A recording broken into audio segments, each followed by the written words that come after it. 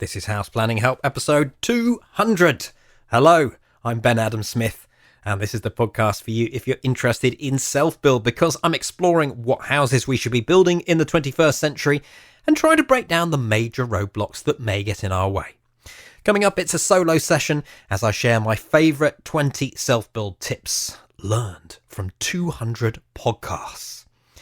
First, though, as we've reached this milestone, I want to say thank you, and I love sharing this journey as I go. It's just such a fun thing to do, having it all recorded so that I can reflect upon it when I forget things, which happens quite a lot.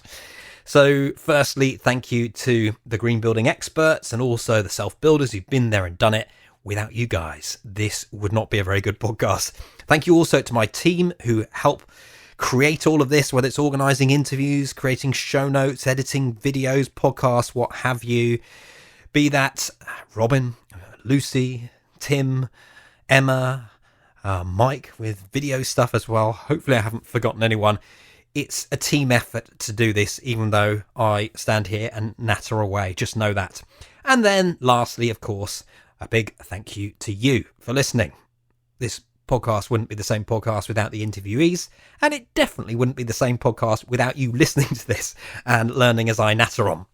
So today, the topic that I've chosen as we reach 200 podcasts is all about my favourite tips. That doesn't necessarily mean they're the most useful ones. Sometimes they're things that I like, and they're the things that have popped straight into my head that make this a nice, easy show to put together, and I believe it will be useful. Just don't be put off by my first tip, which is there's always something that you can be doing on your project. Yeah, it doesn't sound like the best first tip, does it? You've got 20 more of these? Well, I say this for a reason, because there are a number of challenges you're going to face, and it's a little bit like coming up to a set of traffic lights. You've got red in front of you and you can get frustrated, perhaps just turn away and do something else, or maybe it's just the whole draining process that means you don't really want to focus on your project. But I think there are things that you can be doing. Sometimes you can look ahead as well, and it doesn't necessarily matter where you are in the process. For example, if you're stuck on just that number one of I can't find land, well, maybe what it boils down to, it might be a finance side of things that you need to get more finances in place or consider relocating, or maybe you just want to do some fun stuff first, do some mood boards, put your brief together.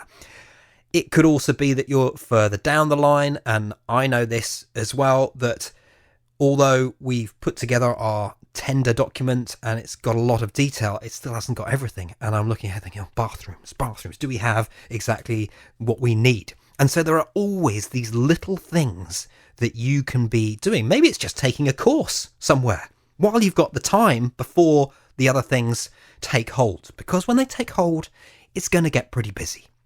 So that's our first one. Just remember, there's always something you can be doing. However frustrated you are in the process, there's something maybe to re-energize you as well.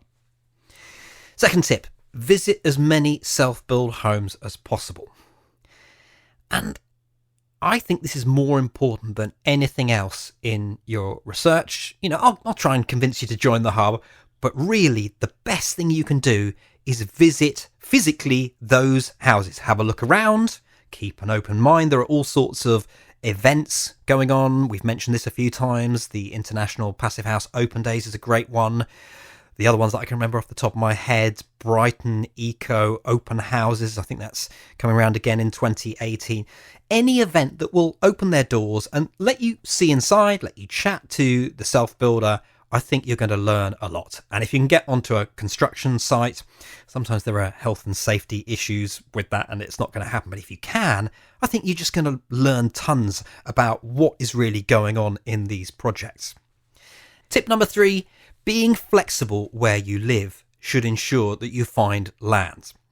Land is, without question, the biggest hurdle in this whole process. Sometimes you're lucky, sometimes you might be building at the end of your garden, maybe just the first thing you look at you buy, but I think for most of us it's a struggle because land is expensive. There's also a lot of money tied up in land, and where there's money, there are people out there to try and jump ahead of you in the queue, make sure land purchases don't surface onto the market. All these sorts of things are going on, and that makes it very frustrating.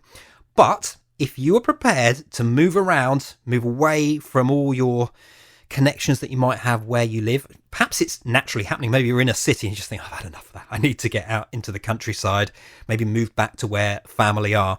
Then this is such a great tip. And I see it time and time again that people just relocate, often in retirement, I suppose, when things are naturally coming to that point. Perhaps the family have fled the nest and they want to build their own home because they've now got the time and the money to do it, and they're not so tied down by location.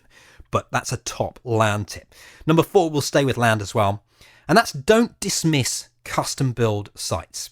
I'm going to put my hand up here. Yes, I dismissed them. Not only that, but also I'm sure in podcasts before I've said, oh, who would want to live on the edge of a developer estate? And actually, we've got a podcast coming up in 2018 all about a custom build street, which is in a big development. And I think it's just come out so well. So I think I'm doing a U-turn there. There's also Right to Build. We had our episode with Michael Holmes from Naxpa, episode 192. We'll link that into the show notes in case you haven't checked that one out. But Right to Build is really about the fact that your local authority has to make sure that you've got an opportunity to build a house. It's going to take a little bit of time for this to work, because I think this is the first year it's been in action. But this will only get better. So don't rule out those sorts of things. I know what it's like, because as I've looked at it, you think, oh, it's just going to be a building site for years and years. Perhaps reframe it that it's going to be an adventure. It will almost certainly mean that the land is cheaper, and probably the process is going to be a lot easier. You won't have the planning hurdles, or they shouldn't be as bad as they are on other things. And we've done episodes before on Graven Hill. So this is really the way to go. Maybe not these massive 2,000 houses in one go. There are quite often small areas where 25 houses may go onto the market, plots to be able to build those. And we've made a video on this. I must make a note to incorporate that into the show notes, just what is custom build and showing you an example of a plot shop and how it might work. So that's number 4, don't dismiss custom build sites. Number 5, hire a good solicitor. Now, I've loved this process. There have been low moments. There've also been great highs. Probably my lowest moment was actually when we bought the land. Doesn't that sound silly? You'd think I'd be so happy. Well, I was happy about the land, just really concerned. I'd met people who'd come across ransom strips and all these sorts of things. There's a lot of legal stuff to plough through. And I think the piece of land that I bought, had 3 different deeds. It's a lot to get your head around. And I must admit, I was quite scared that we'd miss something because I didn't have the faith that I wanted to have in my solicitor. If I ever buy land again, I'm going to go for the best I can afford. I like to do this with my business as well, make sure I'm working with the best people I can afford, because I think it just gives you that comfort factor. And there were little signs, like the solicitor was very slow to get back to us, and it just felt like we were driving it. And I imagine it's like any other business. Perhaps they had a lot going on behind the scenes, but we were dealing with a junior for a while. That didn't give us great confidence. And then there was the whole palaver about when it came around to exchanging money. They were just bits and pieces that made that very unpleasant. So I'm glad that's behind me now. Number 6, don't get too ambitious with your build route. There are numerous different ways you can do this. The easy ones, maybe it's a package build, a kit, or you're going main contractor like I am. You also have the option to project manage, doing the self-managing route, building the whole thing yourself if you really want to. However, know what you're getting into, because I think if you are doing it for a first time, there's just so much you need to think about that probably you don't want to be project managing or building it yourself. You've got to know that that's right for you. And I imagine most people that go down that route have experience before. It doesn't mean that you can't save a lot of money by doing it that way, of course, but you also have that risk, that horrible thing that I would never want to have happen, that you end up hating the house that you've built. I've come across that a few times. Some people have worked through it, some haven't, and almost always it's a long and hard journey. It makes character, of course. But my recommendation, as I stand here now, of course, it may change a couple of years down the road. Maybe I will have project managed and said, oh, this is so easy. What was I talking about? For now, though, if this is your first time, just give yourself a break if you can afford it. Go down the contractor route, go down the package route, or just make sure that you've got some of those main stages covered, so the shells in, whatever. But don't go crazy on thinking you can do everything and saving loads of money, because it will probably come back to bite you. Number 7 is to embrace constraints. This could go back to land sometimes, where you're looking and thinking, why is everyone else not buying this piece of land? Well, there are constraints. Obviously, you want to be careful of building on a slope. What are the other ones? There can just be, we had that recent episode, didn't we, with John Martin, who bought a site that had lots of trees with tree preservation orders on. So they actually ended up having to build a tree house. And that was great. He found a way through. But sometimes constraints are not as bad as you think they are. For example, they can be quite good things too, because my project, I have to build the house in a very specific spot on my half-acre plot, because most of it is greenbelt. There's only one section that falls inside the village boundary. So that immediately rules out so many different things and actually makes your life a little bit easier. Another one that springs to mind is Lime Tree Passive House, which had a tree preservation order on it. This big lime tree, not a massive plot. And of course, with a tree, it has a root structure. So there was very little space to build the house, but it could still be done. And it had to be done with an arcing house. And so it sort of created this very interesting looking house. And that's why I think don't be scared off straight away by constraints, because sometimes they can be the things to lean into and give the whole project some character. Number 8. Oh, this is one I like. I learnt it from Sarah Suzanka, an architect out in the States. Design a house where you use all the space every day. And I like this because it doesn't rule out things like having a gym downstairs in your basement or a cinema, but it comes with a proviso that you're actually going to use these things. You are going to use it every day, and you've got to know yourself well enough. Don't go crazy on just having more and more space, which is effectively redundant for 90% of the year. That is just silly. It's wasteful of resources. So designing a house where you use all the space every day is a good thing to, you can just grasp it, can't you? You can see what it's like. You've probably lived in houses where that is the case. I know my last house was like that. Even this rental property I'm in now is very much the same. And I'm hoping the new house we're building, there'll probably be one room that we don't use too much, which will be a guest room. But the other guest room is my office. So it will do double duty, and it's possible, actually, our main guest room may have a second function too. So we've got a video on this that I will embed into the show notes. Another thing that's quite interesting, we had Elron Burrell, Passive House expert, on a Hub Progress call a few months back, and he introduced me to this idea of mapping out spaces in the house and colour coding them. So you can have all the bathrooms one colour, all the corridor spaces a different colour, all the living area, and then that allows you to put together this map of how many square metres you're going to need. Perhaps it will give you an idea of what will give. So there's something else to think about. Number 9, try not to recreate old styles. Perhaps on day one of this podcast, I would have been behind just nice quality replica houses. However, as I go through the process now, it just seems more and more alien that why on earth would we be trying to do that? And does it seem to happen time and time again? And in most cases, it just doesn't work, does it? Either it's some weird pastiche and all the windows are wrong, or even if you do stick to what they did in the Victorian era or the Georgian era, you're creating something that's not energy efficient and missing out on lots of opportunities. So it just doesn't make any sense to me. What's interesting is you can look at my project where we've tried to embrace some of those elements, try to keep my wife happy. So we've got traditional materials, lime render, clay tiles that are handmade. So these elements, but actually if you look at what we're doing, it's a passive house underneath.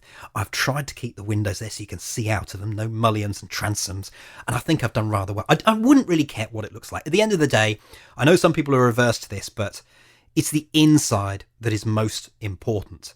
And actually, if you leave that simple form, it just makes life so much easier.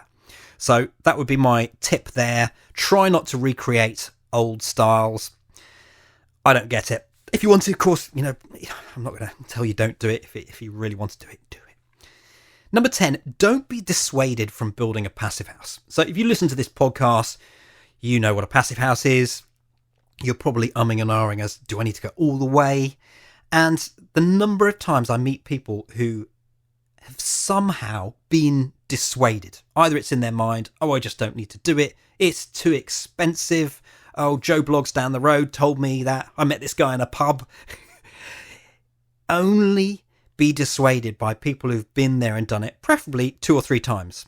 And if they've been there and done it 2 or 3 times, well, fair enough. I think you accept what information they have. But so often people are dissuaded by people who've never even done it. Perhaps their products don't actually allow you to meet passive house standard.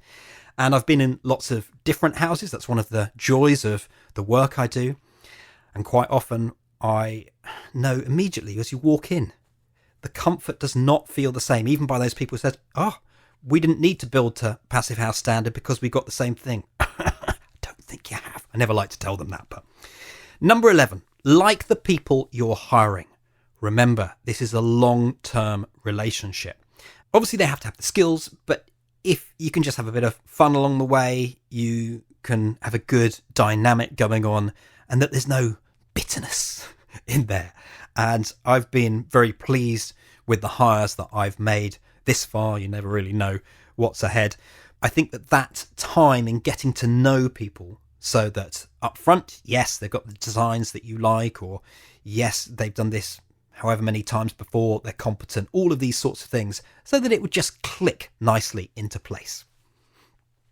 Number 12, exercise restraint with your budget. Good luck on this one, because I haven't done too well on this. I don't know how you do it. There's definitely more content that I've got to create in working out how you do this, where you just say, this is the amount I'm going to spend and stick to it. One thing I will add is also don't splurge in one area. If you're a long time listener to the podcast, you might remember when I was looking at pieces of land that were actually beyond my means, thinking, oh, well, if I buy this very expensive house, I'm actually looking at the garden and we can develop the garden and then sell off the house. I think if one of those had come off, I would have been in a very, very different situation now. So I was lucky. I know if you've got tons of money, of course, that route might work, but I don't think that was sensible for me to be looking at that already. The piece of land that I bought was way more than I was ever considering, but it did come to that time where it was either you build a house or you actually buy another one for quite a few years and live in that. So that was the risk that I took.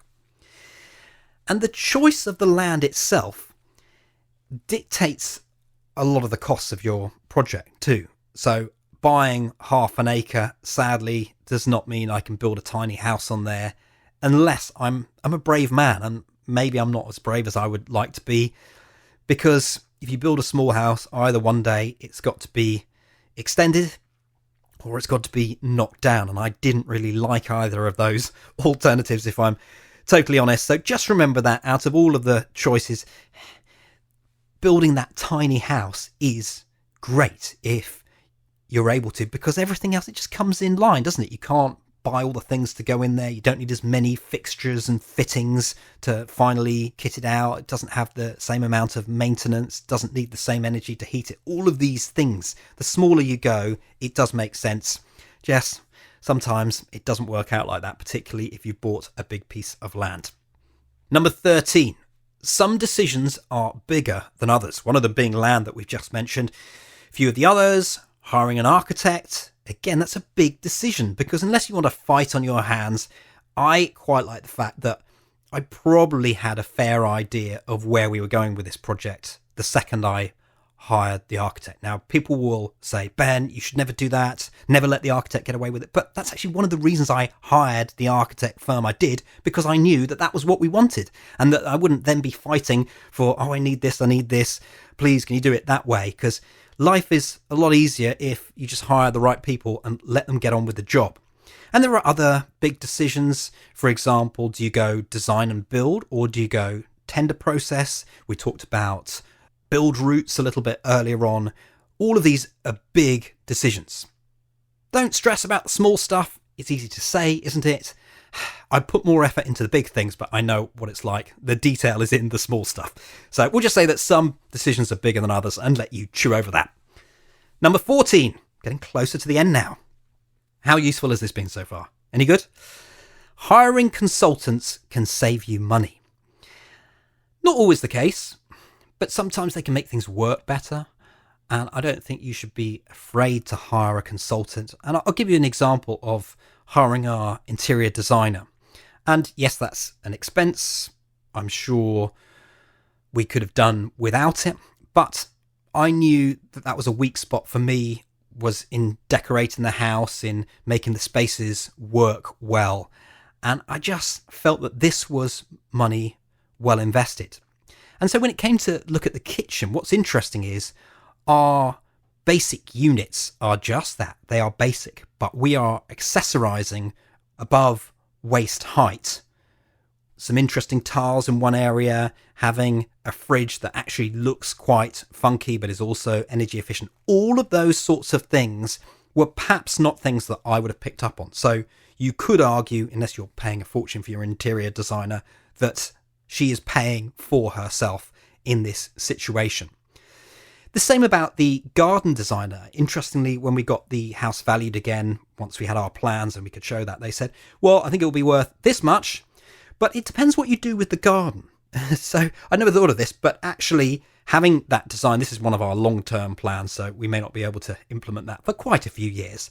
But I imagine just taking that time to formulate a garden design now up front will pay off in the long term. And we mentioned about getting things to work well. Well, when Chris suggested getting a services engineer involved and said that Alan Clark would be the man, well, I know Alan, I know how good he is and his reputation. Everyone seems impressed with Alan. And so I said, yeah, go ahead.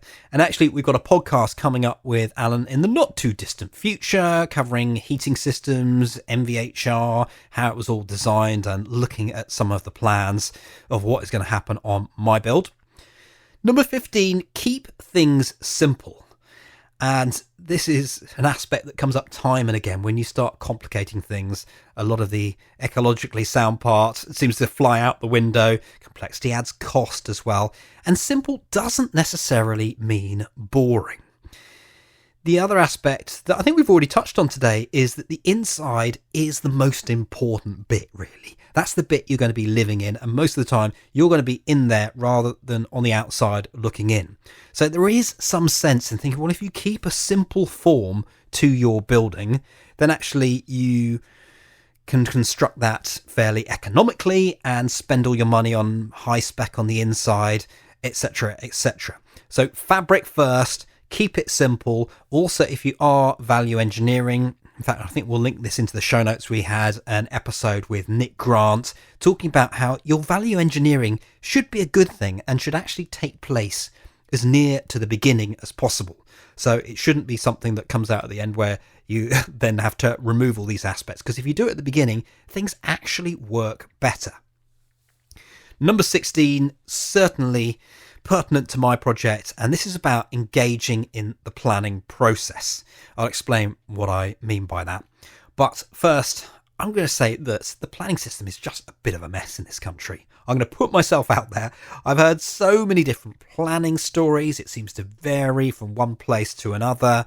You have very sensible people who are in the planning departments and then completely ridiculous people. Then you have the other side of things, people trying to work the system. You have developers who seem to get the planning green card to build rubbish. There are just so many things that don't seem to stack up for me.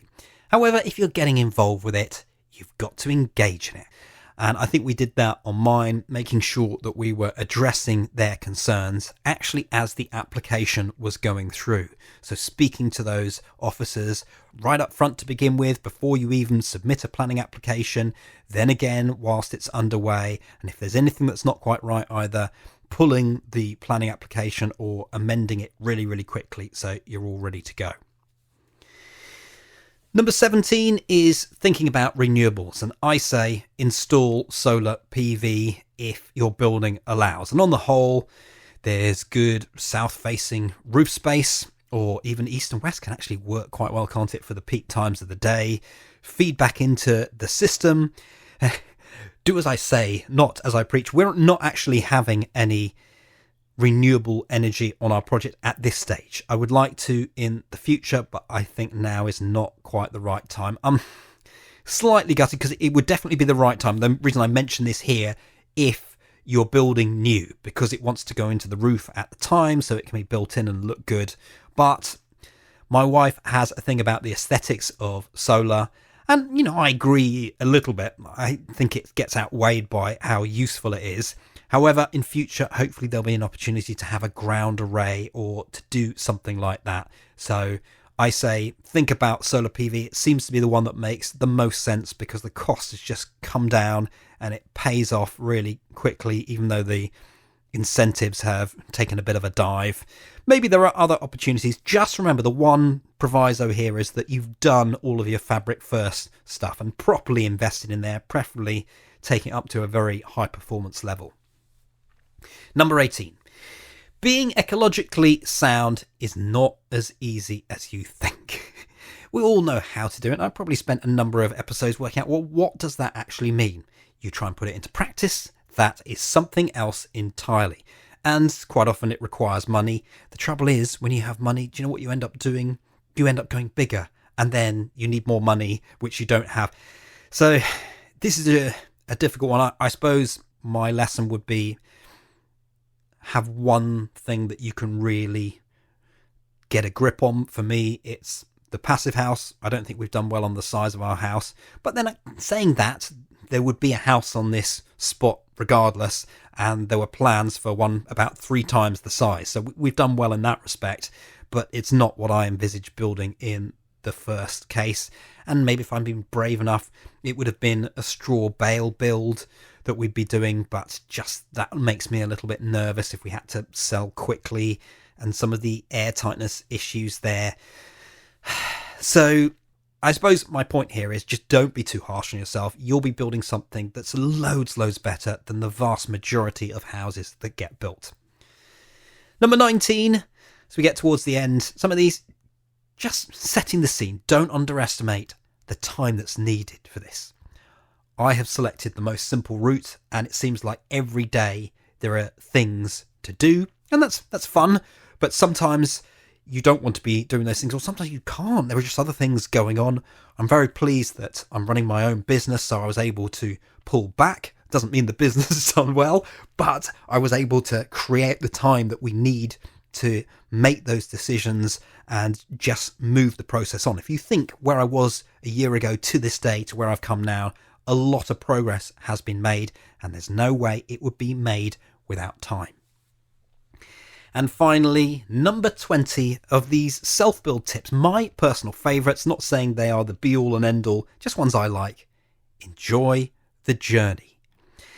And this is because I think when you're in the midst of it, you can lose sight of that, and you come up against challenges and they turn into nightmares, really. But I feel for the vast majority of the time, we've had a few lows, this has been an absolute pleasure. Just such a joy, such a learning ground. And I think for me, it makes it far easier that I'm sharing it with you. And I'd encourage you to have some form of outlet, whether it's telling your friends and family, whether it's writing a blog, whether you're one of our hub members and you just use that as a place to come back to for good and bad. I think you do need that outlet to enjoy the journey. Of course, it's going to take a little bit of time, but I think it'll be worth it because the journey is most of it. Yes, when you move into the house, it's going to be lovely. But if you enjoyed that journey too, well, you will be way ahead of a lot of people. That is for sure. So that's my list. What did you think? I'd be interested to know. You can tell me in the show notes today, houseplanninghelp.com/200. Got the list there. Also all the links to the episodes and resources that I've mentioned. houseplanninghelp.com/200. Let's finish up on a mention for the hub. And if you've got this far today, you may be wondering, is the hub for me? Am I a good fit? Well, I thought I'd run through a few reasons to say you might be a good fit, and actually a few reasons why you might not be a good fit. So let's get going on those. 3 reasons why you might be a good fit. Well, it's for you if you want to simplify the self-build journey. You want a path to follow.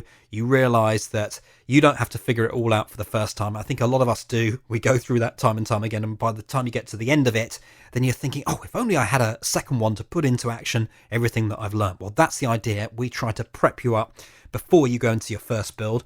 It's also for you if you want case studies, not just 2-minute case studies. I'm talking about proper detail, and that's what we're trying to do. We've got a whole case study on Buckinghamshire Passive House where we follow the entire build process through in real time. That has finished now, with the exception of the landscaping. So you can watch all of those 5 to 10 minute videos. There are quite a few of them in there. And of course, we've got Long Barrow. We've got my own case study, which I'm going to be updating and putting videos in there very, very soon. We started filming on that. It's for you if you want to be surrounded by like-minded self-builders who are really building high-performance, healthy, comfortable homes. They're not just talking about it, they're going out there, they know this is what they want. Who is it not a good fit for? Well, I'll tell you, it's not for you if you have a set idea of what you're doing and you've already made a lot of the key decisions. It's pretty pointless at that stage. I'm trying to prep you up and get you going here and come up with fresh inputs. Also, I mean, you can still join at that point, but I don't think you'll be getting a lot of the benefit that you could be if you're in the early days or if you're still mulling over things. It can be quite nice. We have quite a few people who sign up during the construction phase, but I don't think your mind's quite on the hub as much as it would be in those early days. It's not for you if you're not willing to invest in your learning. Perhaps you just want to get building, you're not really bothered in research too much. Well, then this is definitely not going to be for you either. And one more point for now, it's not for you if you're looking for excessive technical detail. Maybe one day this is something we'll have, but at the moment it's very much about the main routes. So just being able to find land, how you go through that process, how you finance a build, how you get through planning, how you hire a team, and being there with people who are doing it all in a similar way. As I say, things may change in the future, but that's where we're at the moment. So why don't you find out what it's all about? Give it a try. Come on, maybe you thought about this. We've got monthly or yearly membership options. The yearly membership option gives you a discount too. You can cancel your subscription at any time. We make it nice and easy. It's not hidden away or you have to ask me to unsubscribe. You have full control of that. Take a look, houseplanninghelp.com/join. Next time, it's another solo session as I look back at how I've changed over the last 5.5 years, all the things I've learned, and also how it's changed the podcast, because we've deviated a bit. So we're just going to reflect back on those 200 episodes one more time, and then we'll kick into, well, actually quite a lot of podcasts on my own project and some more case studies and all of the stuff that you love. Thank you so much for listening. I always love you guys that stick right to the end. The House Planning Help podcast is produced by Regen Media, content that matters.